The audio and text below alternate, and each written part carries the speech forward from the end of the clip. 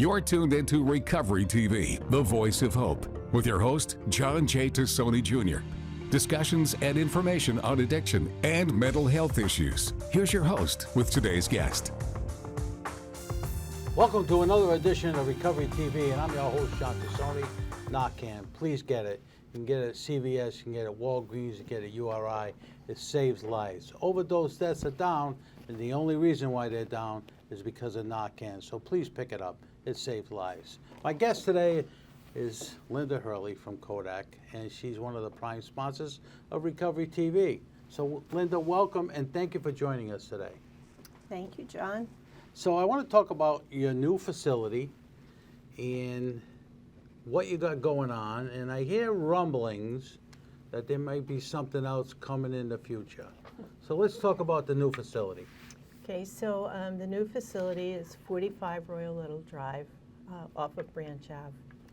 And we had the ribbon cutting. It'll be almost a year. And much of what we've been hoped to accomplish, we've accomplished. So our census has grown, and we now have 5 of the 9 medical specialties that we wanted to have. It's growing, it's coming, it's just taking some time. Of course, with the opioid treatment program and the behavioral health treatment program. We also have more of the community members meeting with us for various trainings and utilizing the meeting rooms. We have, and the Department of Labor and Training is at the building now. And they're there not just to take care of any employment issues like workers' comp or something along those lines, but also the vocational training piece, so that if you have an interest in shifting or getting a job, not just getting a job, say, what I would have done, get a job as being a server somewhere, I want to do something more or less. They actually have training programs that are so exciting, and you can reach them right there at Royal Little. And also re-entry, we have probation and paroler with us, and neighborhood health care is with us. They're full-time, and that's really important for those individuals that have Medicaid, because most people on Medicaid are managed by neighborhood health care. And that is probably all going to change come December, from what I've been told, about people staying on the program and getting removed from the program because of what the Washington folks want to see, and get those people kicked off of Medicaid. So it's going to become a problem. May I Sure. speak to that? Sure. So what we're planning on doing, and this is really important, we have marketing materials ready to go out all over the communities, particularly in Providence at that site, but across the state. We've got 8 sites. And just asking people if they're worried about their insurance, reach out to Kodak. You don't have to be a Kodak patient. You don't have to come to Kodak for a training. You just reach out to Kodak. And we are planning discussions.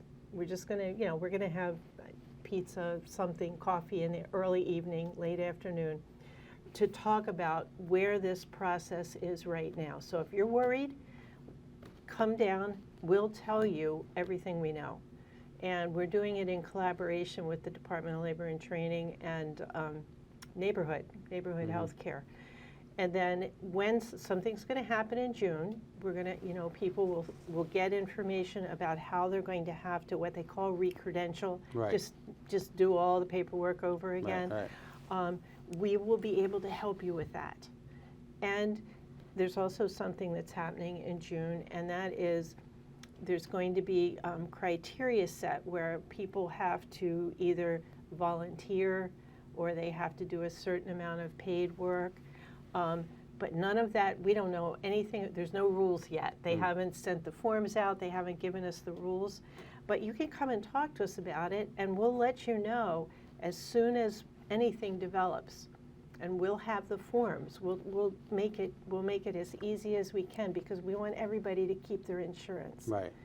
And I think that if we, meaning Kodak and other providers, and the community, the people that have the members of Medicaid, come together and really work and talk, and we'll be able to keep people safe. Should be like a seamless transition.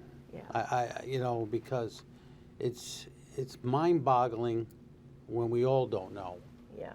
It's mind-boggling when decisions haven't been made yet, but we've been told that something's going to happen to these folks, and it's frightening. It's beyond mind-boggling. It's frightening. It's frightening to the people that don't know what to expect, when to expect it. Am I going to lose my health care? Am I going to lose my benefits? Am I going to lose my prescription drug plan? And are my children going to lose that? Right, correct. Yeah.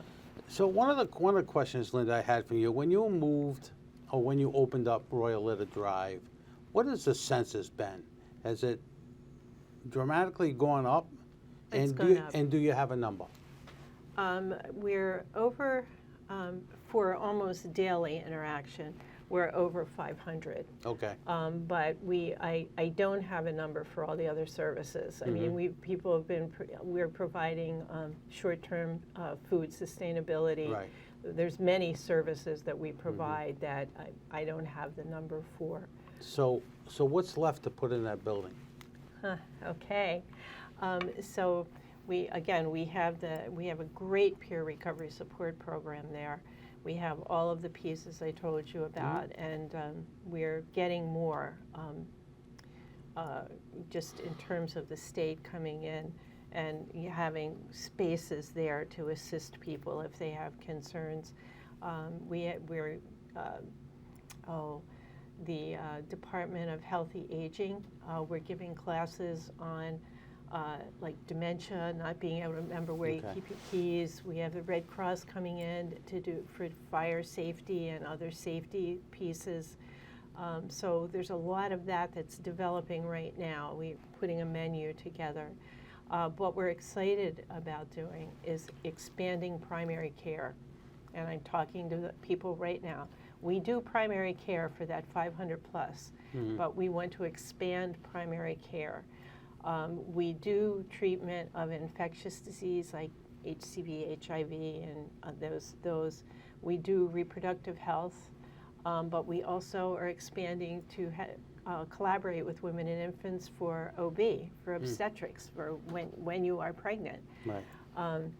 We are talking to another group around having a pain management clinic, and we are expanding on the dentistry into audiology, which is, I didn't know what that meant, but that's like hearing aids and when you have trouble hearing, and podiatry, which I think is incredible because when our feet hurt, nothing works. Right. Nothing works. Right. And we seem to overlook that all the time. So we're so excited to have that happen. So that's on the very near horizon. When we come back, because we have to take a break, I want to talk about your outlining facilities and where you're located, so people that are watching the program know that you're in XYZ County. So you're watching Recovery TV, and I'm your host, John Tassoni. We'll be right back with Linda Hurley from Kodak after these messages. And now back to Recovery TV with your host, John J. Tassoni Jr. Recovery TV is made possible by our supporting sponsors and our title sponsor, Kodak. Now, here's John and today's guest. Welcome back to Recovery TV, and I'm your host, John Tassoni. Linda Hurley from Kodak is my guest today. So welcome, Linda, and thank you for joining us today. But most of all, thank you for being a sponsor of the show. I greatly appreciate that. So I want to talk about your outlining facilities within Kodak. There's a lot of them. I don't think people that are watching the show know how many there are. So if you wouldn't mind telling us where you're located, what cities and towns that you're in? Yes, we have two large facilities. The new one, the reason we talk about it so much is because it's a pilot program to fully integrate services. And it's 22,000 square feet. All our other sites, we have one other large one on Huntington Ave, which is about to have a magnificent renovation. And then on Waterman Ave in East Providence and in Newport, We have one at Tower Hill in South County, right there at the intersection of 1 and 138. We're on Health Lane across from the Kent Hospital Emergency Room. Mm-hmm. We are in Cranston, and I think I might have missed one. And we are, of course, we have a full opioid treatment program in the prison at the ACI, and we also have a full program at Wyatt at the federal prison. How are those two going? Wyatt, you know, the first time I was driving through Central Falls the other day, and I said, oh, there's Wyatt, because I've never seen it before other than being on TV. Yeah. How is that going in the prisons? It's going beautifully in the prisons. I mean, Rhode Island is probably, well, we were the forerunner. We were the ones that Rhode Island did all of that opioid treatment and substance use disorder treatment long before anybody else did. Rikers, of course, was doing it before, but it was just a small portion. It wasn't all the meds. It wasn't, you know. So, and they're doing beautifully. They really are. And, you know, I like that the Obama administration, a long time ago now, referred to us as the national model for treatment and correction. So we're still doing really well there. Is it possible that you can say how many people you treat over there, or is that confidential? It's not confidential. It's just the number fluctuates, but it's at any point in time, it's at least 400. Oh, wow. At the Both facilities? At the ACI. Oh, at the ACI. Okay. And then it fluctuates greatly with the folks that are. Yeah, because they're not long stayers there. Right. So it's in or out, and up to 100 at Wyatt. You know, it's great that it happens. Yeah, it is, because if you can get those people when they come out to be productive citizens again and not wait for another issue with substances, it's a home run. Yeah, absolutely. It's a home run. And what we do, because we have the programs inside there, inside the carceral facilities, is we will guarantee that there is an immediate connection, continuum of care, immediate. And if somebody wants to live in another town or wants to go to another site or get a different medicine, we have committed to assisting them in getting that done, and we don't sign off on them, so to speak, until we know they are with someone else. The transition from one to another, it's a big deal. Yeah, it's a big deal. They just don't drop off the face of the earth. As a continuum of care, which is great. So what else is, you know, there's a lot of things in the brochure of Kodak. What other things are you working on? Well, there's two things that we're working on. One, we're really looking at expanding our efforts towards assisting people in recovery. We've really grown the peer recovery support program that we have, and the one in collaboration with EBCAP is stunning. There's great space there if anyone ever wants to come meet. Because one of the things that's happening is the overdose death rate is lowered, overdose fatality rate lowered. We love it. Narcan, also, you know, the people that provide the illicit substances decided they didn't want to keep killing their markets, so they made their fentanyl and such a little less lethal. And so that helped a great deal as well. And the sickest of us have actually already passed. So we thought this was going to plateau. And we've also made treatment 100% available. There's not a wait list on any opioid treatment program in Rhode Island. And for Kodak, if you come in, especially if you come in between 5 in the morning and 6 at night, within an hour or so, you're going to have medicine. You don't have to wait till the next day, because we have telehealth docs. And so all that's really wonderful news, you know. And the other piece to this is that when there is recurring overdoses, recurring reversals, I just talked about someone who had 7 overdoses in 8 weeks, 2 months, and reversed, and that's wonderful. However, each time somebody each time an individual overdoses, they don't have oxygen go to their brain. 1 minute, 2 minutes. It's easy for 4 minutes to happen before somebody is there and can, Right. you know, administer the Narcan. And each time that happens, there's a little bit more degeneration of this part of the brain, the prefrontal part of the cortex, which is where we're humans. It's where our values are, impulse control, being rational. So if I've had 7 of those events, it's like having 7 concussions in 2 months. So how much harder is it going to be for me to maintain recovery? How much harder is it going to be for me to make sure I can get to work on time? All of that gets harder and harder when this part diminishes, you know? Right. So that's what we have, that's how we have to get more specific with longer term treatment to assist people to move into a full recovery. Are you hearing anything about them doing studies on this? Yeah, yes. To figure out why, when, where these things are happening? I mean, I had a guest on a few weeks ago, and it wasn't for substance use. It was a heart attack and loss of oxygen to the brain. I And think they call it hypoxia.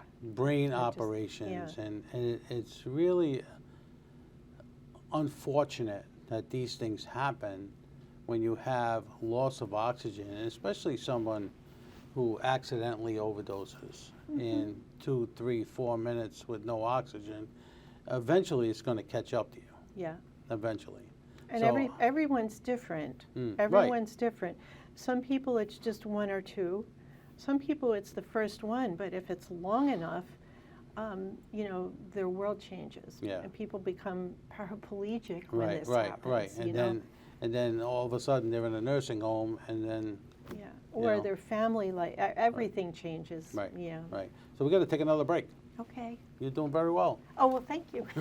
You're watching Recovery TV, and I'm your host, John Tassoni. We'll be right back with Linda Hurley from Kodak after these messages. And now back to Recovery TV with your host, John J. Tassoni Jr. Recovery TV is made possible by our supporting sponsors and our title sponsor, Kodak. Now, here's John and today's guest. Welcome back to Recovery TV, and I'm your host, John Tassoni. Kodak is in the house. Linda Hurley has been my guest today. Linda, thank you, and thank you for your prime sponsor of Recovery TV. So, you have another program coming. We only have a couple of seconds, so I want to tease. Tell me the tease. We are having what they call a physician-assisted IOP, which is intensive outpatient for alcohol use disorder. So it is a whole continuum of care, all outpatient, for anyone that has trouble with alcohol. You know, define it any way you want to define it. If you have trouble, just call us. But what is exciting about this is that it is physician-assisted treatment. So there are some medicines that may work for some people for alcohol use disorder. There's, you know, and a physician will be able to tell you if something else has happened, you know, medically.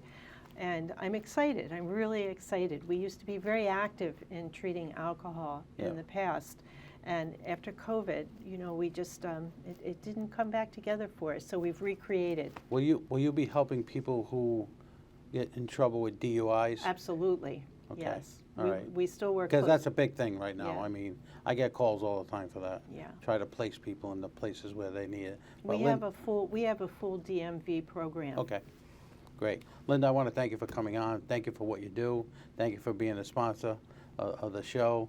It's greatly appreciated. And coming up next is Kodak Live. Can you believe it? Oh my. A fully integrated approach to care. Well, thank you for joining us. Thank My guest you. next week is Tanya Coopersmeyer. Remember, if you see something, say something. Have a great week.